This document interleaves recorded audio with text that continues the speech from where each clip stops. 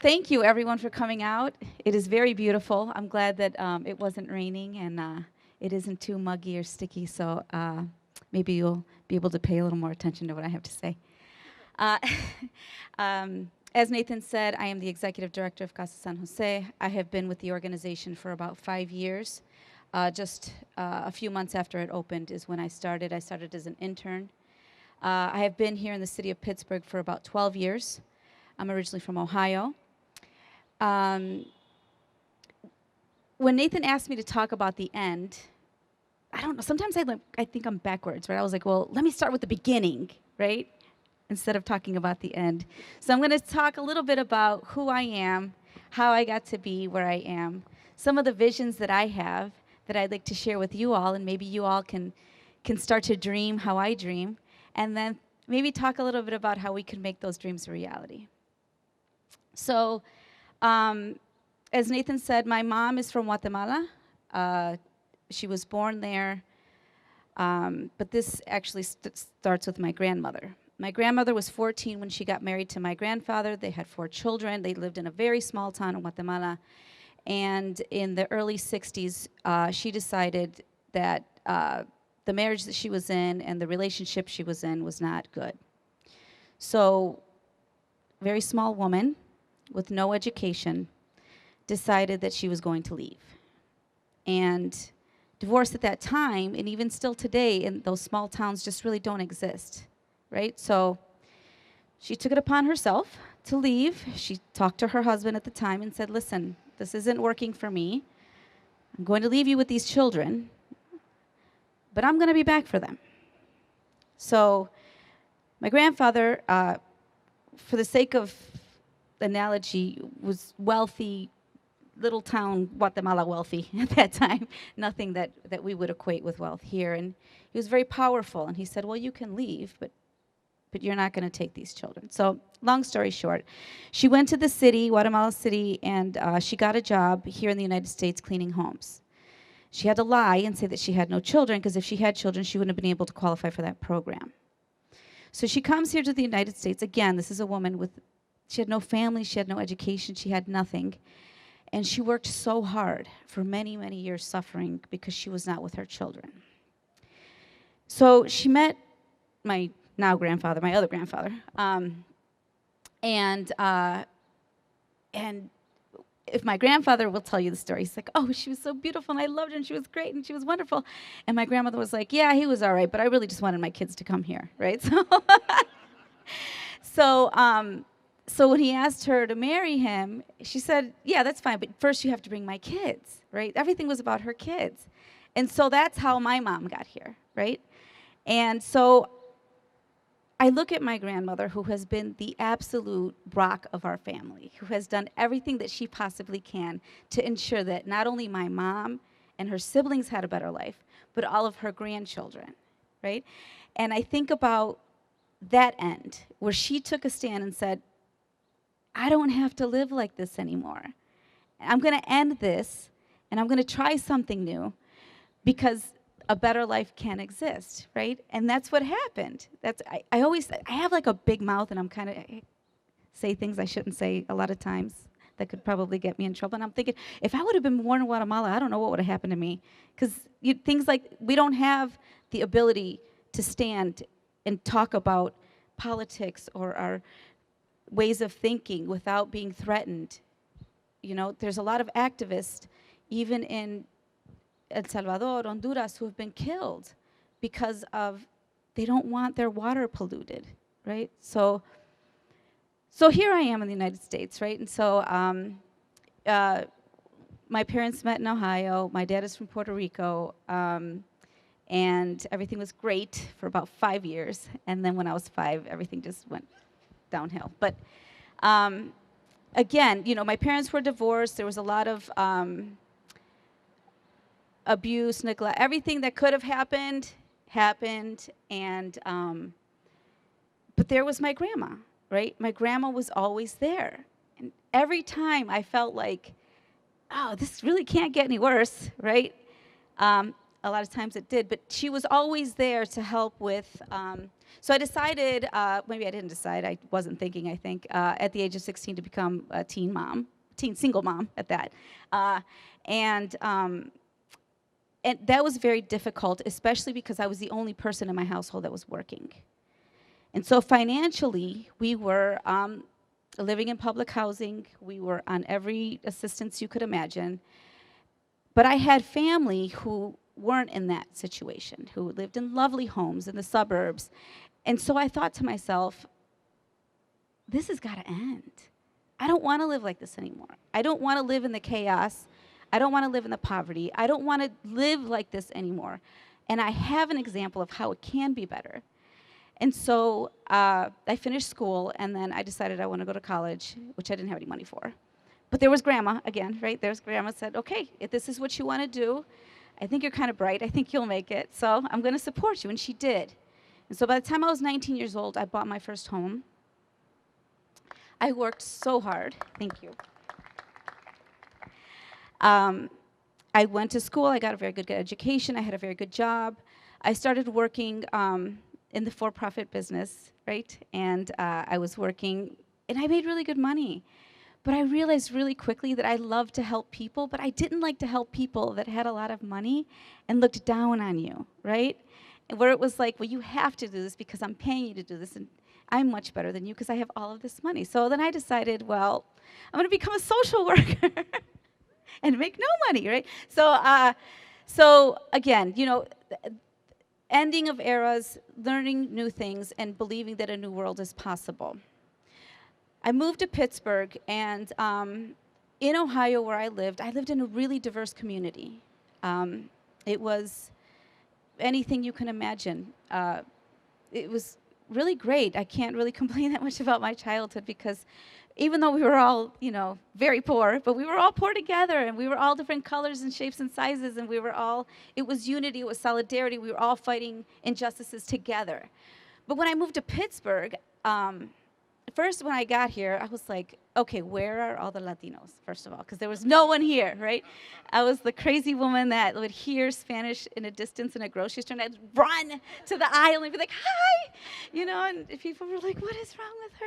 So, but you miss it. You miss it because it's a part of your life. It's a part of, diversity. I had never lived anywhere. I didn't see any African-American people. I didn't know what that was like. I was living in the South Hills of Pittsburgh. Everyone was so white. And I was just like, right? And it wasn't until I went to school at Pitt that I was lucky enough to take a class that was based in Homewood, which is like my first interactions with the black community here in Pittsburgh. And again, when I first got there, we were door knocking with the organizing class, and people were like, who is this child? What is she knocking on my door? But that was the beginning. And by the time we ended up there almost 2 years in Homewood. And by the time I left, anytime, and even now, I'm walking down the street and I see people that I know, and it's just in a community that's ready to embrace and ready to work together, right?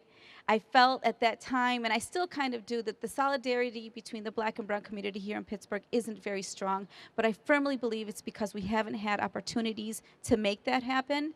And so one of the things that I have been working really hard since I got here is to make it happen. There have been many folks, white American folks from the Jewish community, who have poured out so much support and so much love to me and to the communities that I work for and represent, and it has been great. But there's also been so many horrible, horrible things that have happened to me here in Pittsburgh, where I'm simply walking down the street with my children, and people are screaming at me, telling me to go back to where I came from, yelling at me, scolding me because I speak Spanish to my children, telling me I'm ruining their lives because they'll never learn English. I mean, I know. My one son speaks 3 languages, right? So it's the ignorance that we have to face every day. It's the way that people look at me. It's the fact that people don't smile. All of those things are things that we carry within us, that it's the person that didn't smile at me, and it's what I carry inside, and that now I'm mad at that person because they didn't smile when I don't know what's going on within them, right? So I want to end that. I want to end that because Pittsburgh prides itself on being a city of immigrants, right? They built the bridges, they built the schools, they built the streets, they built everything, right? But they didn't look like me. So what is the difference? Why do we hate so much now? Is it just because of the color of somebody's skin? Because those Irish and Polish immigrants that came with the same dreams, the same skills, and the same hopes that the folks that are coming from Mexico and Guatemala and Honduras today are coming with. Why is there so much hate? Are we programmed that way? Is it what we've learned? Is it what we know? So then we have to unlearn that, and we have to learn better ways to communicate with each other and love one another. When I understood that I'd be speaking here, I thought, well, there's got to be maybe one or two passages in the Bible that talk about immigrants and strangers and loving one another. There's like 100, right? So if that is fundamentally what we should be taking into who we are, and those are our morals and values, then we should be easily able to dispute the negative things that we hear, whether it be in the news or from the White House or from your neighbor or from your cousin, about people that are different from us. And in order to end that, we have to be secure within ourselves. And the time to be quiet and say nothing and say, oh, well, they'll change their mind or whatever, that is long and gone. We didn't get to this point with the last presidential election. That's not why this is happening. This has been happening for a long time. What's happening now is just that people think it's okay. And so you hear terrible stories of people being killed, being assaulted, being treated terribly by people that think it's okay to treat folks that look different, that might have an accent, that come from a different country, might have a different religious belief. And that's not who we are, right? I feel like I want to end that era, right? End policies that incarcerate people of color, terrorize communities of color. ICE did not exist before 2003. We lived without ICE before. We can and we will live without them again.